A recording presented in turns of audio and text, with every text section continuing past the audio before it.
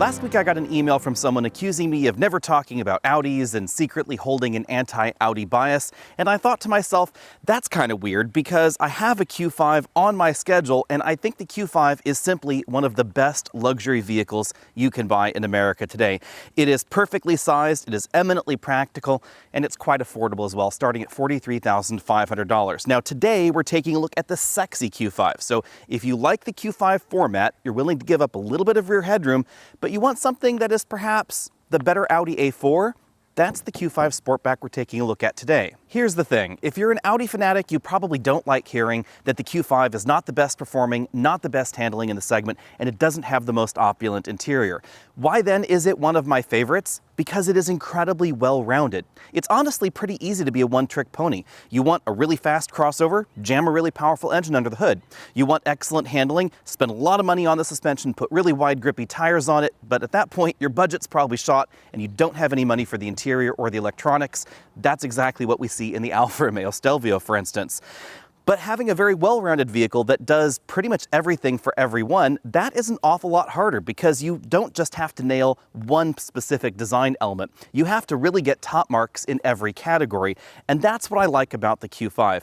They've also nailed the design, I think. This has a pretty restrained design, I guess you could say, compared to something like that Alfa, but it's certainly aggressive in its own right, and I think definitely distinctive. Let me know what you think about the design down there in the comment section. Audi also does a number of things really well, especially when it comes to exterior lighting. Their exterior lighting direction is definitely very attractive, and generally speaking, they tend to avoid a lot of polarizing designs like the sort of buck-tooth beavery thing that we find going on in some BMWs. The middle-of-the-road design for the Q5 continues when we talk about length. At 184.3 inches long, the regular Q5 slots almost exactly between a Mercedes-Benz GLC and a BMW X3 in terms of length. And this Sportback model, it's not that much longer. It's only about 0.3 of an inch longer, which is a little bit different than we find in the Sportback variants in BMW and Mercedes lineup. They generally tend to be even longer than the regular version because they try and put sort of a small trunklet, I guess you could say, design-wise right back here, and instead Audi chose to just slam the roofline in this area and then cut things off pretty abruptly. The result is a bit more Euro hatchback than lifted sedan like we find in the Mercedes-Benz GLE. That has a very strong sedan-like profile with a pretty distinctive trunk lid looking thing on the back. This particular model has 21-inch wheels wrapped in Pirelli 255 width tires. These are fairly average for this segment. You will find models with skinnier tires, and you'll find a few with wider tires as well.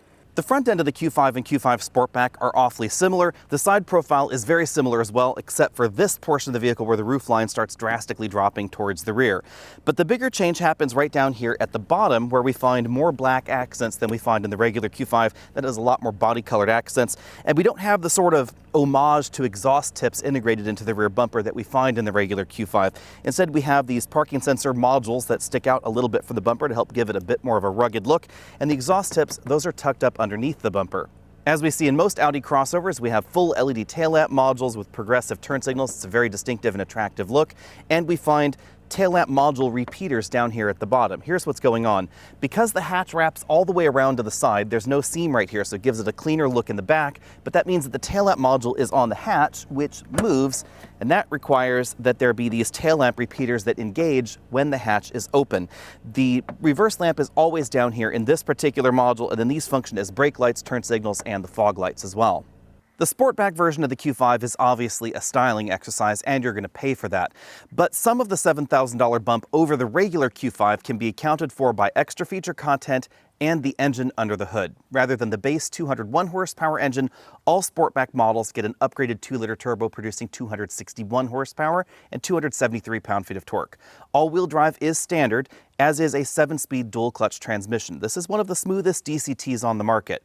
If you'd rather have an automatic, or if you'd rather have more power, there's also a 3-liter turbocharged engine that bumps things up to 349 horsepower, 369 pound-feet of torque, and that uses a regular old ZF automatic. Logically, the 2-liter turbo is the most efficient engine. This will give you 25 miles per gallon combined.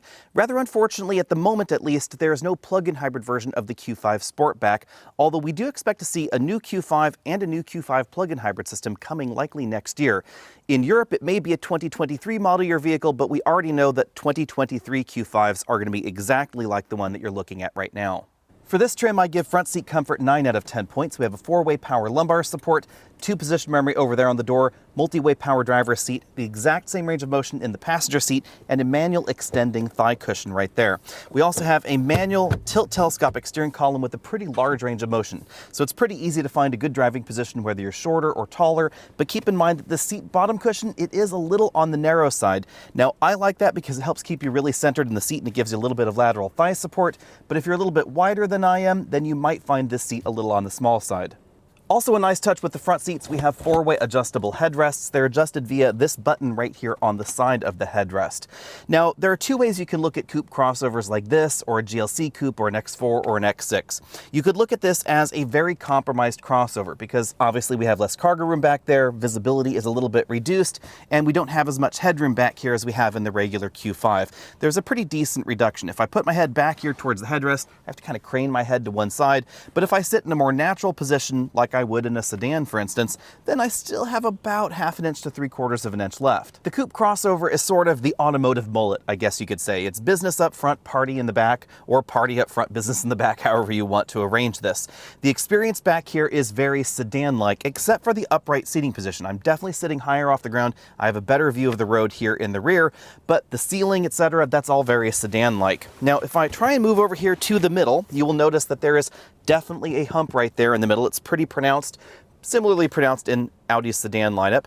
My headroom definitely is more limited right here in the middle, and it's not going to be too easy, but let's see, I can probably squeak back here on this side just barely.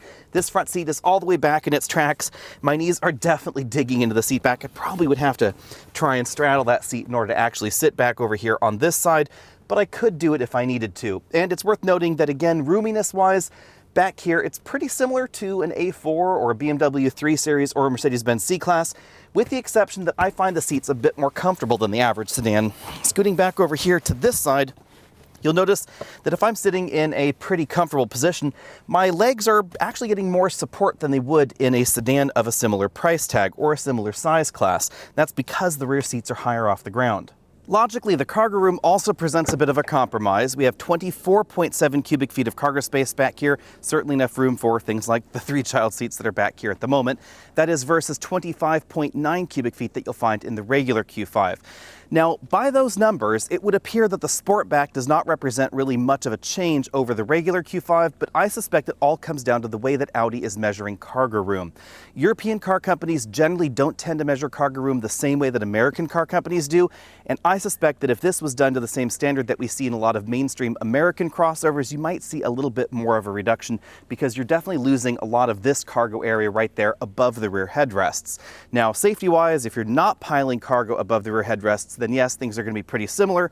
But in my 24-inch roller bag test, the extra height that we get in the regular Q5 model meant that it was able to hold a few more bags. Back here, I was only able to squeak 3 in. You could then get a 22-inch roller bag back here, but you could definitely squeeze more in the regular Q5. Speaking of child seats, if you want to know how well they fit in the Q5, that segment is getting resurrected, so be sure and stay tuned for that separate video. I've received a number of requests to bring it back, so we're trying to bring it back with a bit of a twist. Let me know how you feel about those videos as well. Diving under the load floor in the Q5, which is a nice, sturdy, rigid cargo cover, not like the flimsy ones that we find in some vehicles, we find a novelty, an inflatable spare tire. Now, I know what you're thinking, all spare tires have air in them. Here's what's going on.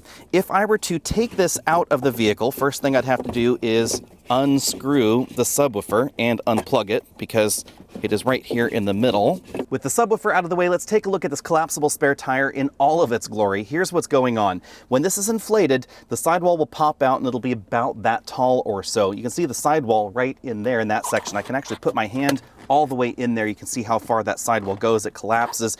When it inflates, it becomes normal spare tire size. Now, the one quirky thing about these things is the tread. It is really not much of a tread at all. So in slippery or icy conditions, this is a very, very peculiar spare tire. However, it actually has a spare tire, and that is not something that we find in the vast majority of European luxury sedans. I would much rather have this kind of spare tire than none at all, although obviously I'd rather have a real spare. How do you inflate the spare tire? Well, the vehicle comes with an inflator kit. It of course plugs into the cigarette lighter. I have had to do this myself in a Volkswagen vehicle with the same collapsible spare tire. Trust me, it works, and definitely better than not having a spare at all. Now let's go for a quick spin around the interior. I know I've been asking for a lot of comments, but let me know what you think about this interior video quality. I am using a different camera than normal here because it promises better image stabilization, but possibly slightly lower image quality. Just above the driver and front passengers' heads, but more over the rear passengers' knees, we have this dual pane moonroof. Rear passengers get rear window sunshades, and you can see the ambient lighting strip right there. It's basically the same sort of strip that we find on the front doors. It is an LED strip just above that metal trim. The seat upholstery front and rear is perforated, but only the front seats are ventilated. The rear seats are just heated. And from this angle, you can see the more aggressive bolstering on the seat back cushion and the seat bottom cushion that I mentioned earlier, as well as that extending thigh cushion section. Now, moving over to the front doors, we find some hard plastics on the lower part of the door, softer plastics in the midsection and the upper section. I think it's an attractive two-tone design. That same ambient light strip that I mentioned earlier right there just above that metal strip. Moving over to the dashboard, we find soft touch injection molded plastics on the upper section, harder plastics lower as you'd expect. More of that ambient lighting again, Quattro badge right there, and then a glove compartment that is mainly a bin, but there is a tiny slot over there on the right side for some small knickknacks, things like that. I had no problem fitting a larger tablet computer inside. Moving up the dashboard from there, we have a touchscreen infotainment system. This supports wireless Apple CarPlay. As you can see, my phone is charging right there in the charging slot. CarPlay does not occupy the entire screen. There are always these buttons over here on the left side. Now, I will say that this software seemed to be a little bit less reliable as far as its connections to the smartphone than some of the competition, most notably some of the BMW and Mercedes competition. But the rest of the software is definitely responsive and well done, and of course we have the Google satellite imagery, which has been an Audi hallmark for a while. Below that we have two large air vents, the controls for the 3-zone automatic climate control. You control the front 2 zones with these controls, and then you can sync or control the rear using that control right there. You can also control the rear heated seats if you want to do that for the passengers. Below that we have the Audi drive select button right there, auto start, stop, enable, disable, auto parking system, etc. A bunch of other buttons there. USB port, engine start, stop button, and a tiny slot where you could put very small items, no smartphones in there. Storage compartment below that, Audi's joystick style shifter here. There's a shift button right there on the side. We then pull back for drive or sport, push over to the right for the manual mode, and then you toggle it forward and backward. Park button is that P button right there on the joystick. We then have the controls for the audio system over here in kind of an unusual place. You toggle tracks by moving this knob side to side, and then it rotates around for the volume. Now, one problem with this is that if you have a passenger with longer legs over here, then oftentimes they're kicking that, and that can be kind of annoying. Continuing down the center console, we find two large cup holders. This one has one heated and cooled cup holder. It's that one right over there on that side.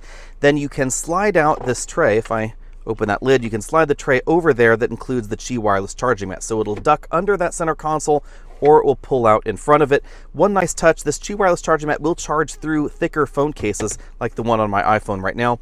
Behind that we have a fairly small storage compartment and then a ratchet style center armrest, so you can ratchet up into position like that and give yourself a little bit of extra height if you want it. On the driver's side, this model has a heads-up display. It's a little bit tricky to film here, and we of course have the Audi full LCD instrument cluster.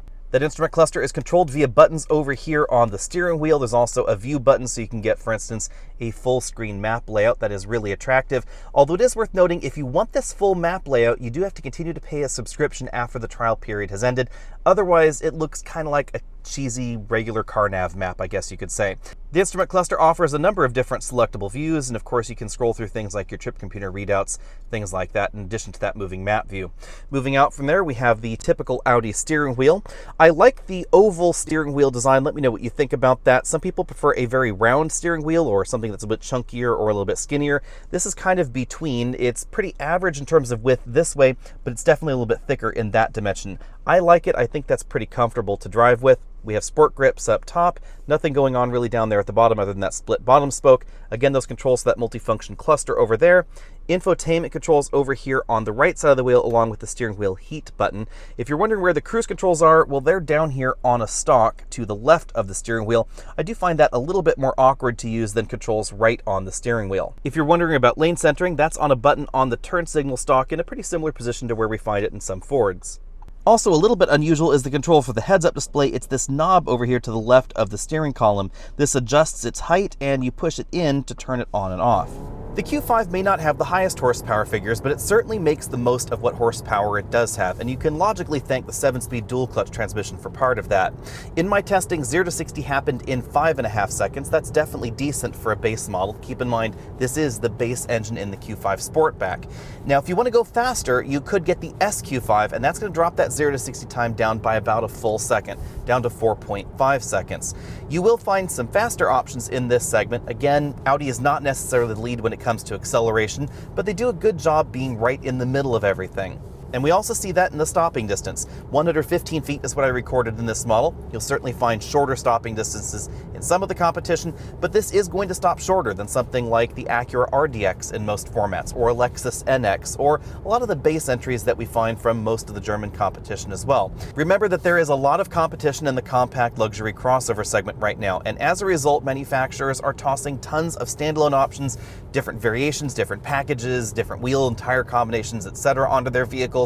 So exactly which option you select is going to determine how well the vehicle stops or how well the vehicle handles. Now, when it comes to handling, the Q5 has a solid and stable feel to it. There is just a hint of feedback coming from the front axle here, so a little bit more feedback than we find in something like the Volvo XC60, and I think a little bit less than we find in the BMW X3, certainly less than we find in the Alfa Romeo Stelvio. Now, a lot of folks, for some reason, incorrectly say that Audis are front-wheel drive vehicles, and there are front-wheel drive variants of some of their platform vehicles, but this is not really a front-wheel drive vehicle. What Audi has done here is that they have pushed the engine further forward in the engine bay than is typical for a German rear-wheel drive vehicle, but this still has a rear-wheel drive transmission. If you get the SQ5, for instance, that ZF 8-speed automatic transmission, it is the exact same rear-wheel drive transmission that we find in a BMW 3 Series or a BMW X3, with the addition of the front axle and all the transfer case components, etc., jammed into the same housing as that ZF 8-speed automatic transmission, and that is a rear-wheel drive transmission.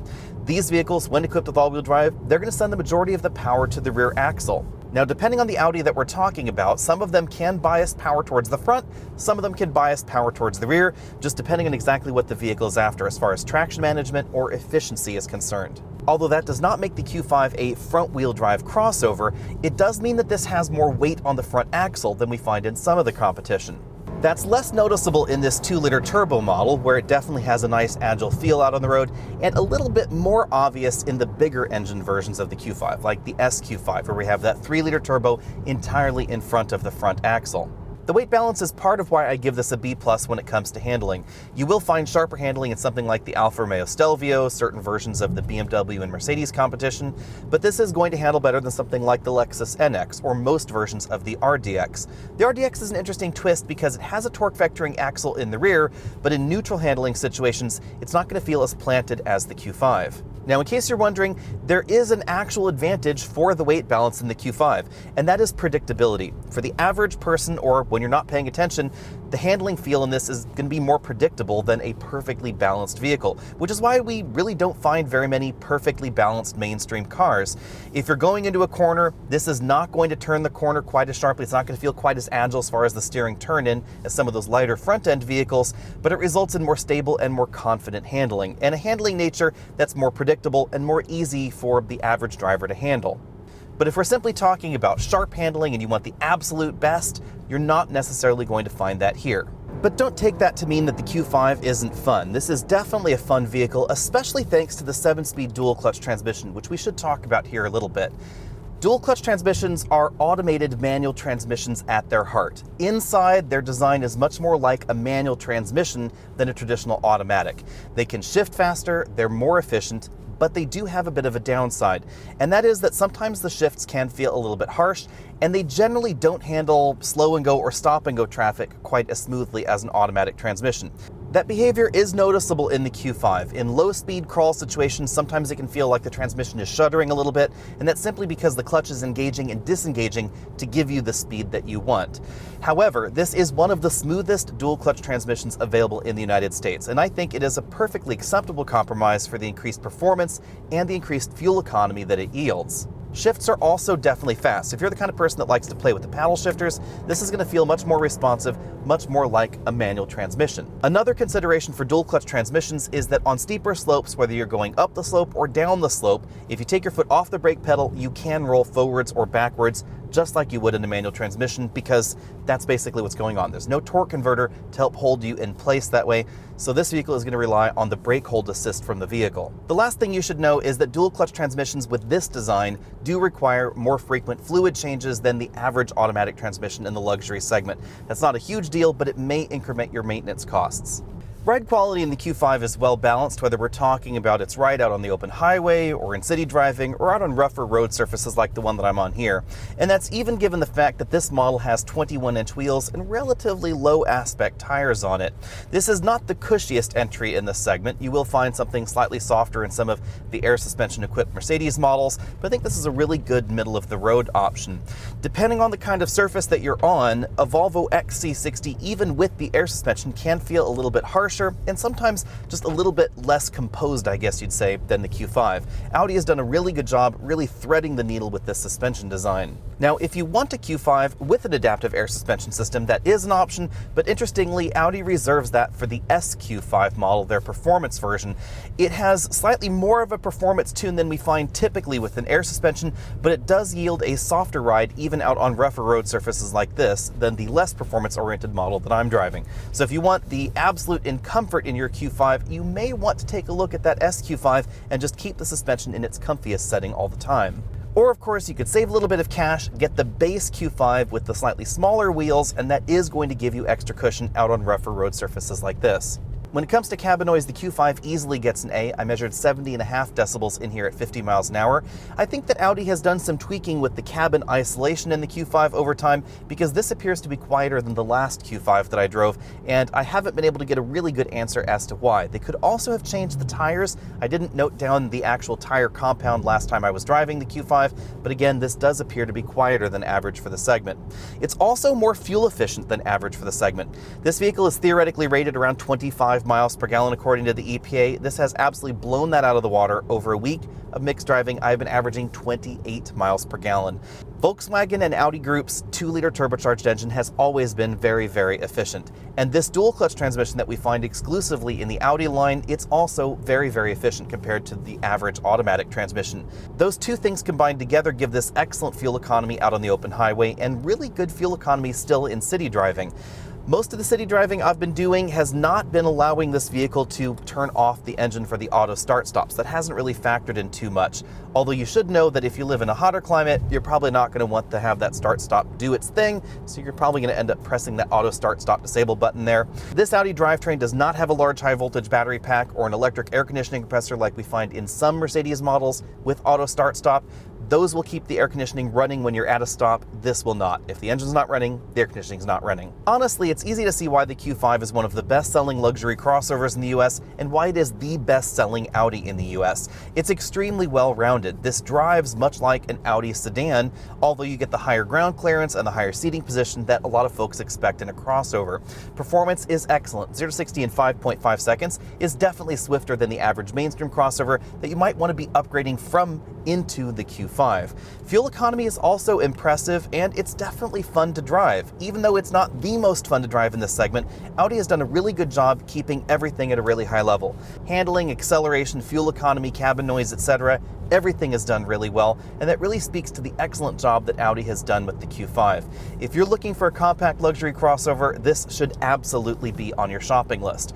But what else should be on your shopping list? For that, you might want to check out part 2 of this video. There's a link down there in the description. Also, there's a button as you go to the very end of this video on the lower right-hand side of your screen. There's going to be a button to take you over to part 2 where I'll take a deep dive into pricing and comparisons. If you aren't interested, just stop here, hit the subscribe button, find me over on all the social media channels. If you are interested, click on over there, and of course, find us over at the EV Buyer's Guide channel as well. I'll see all of you later.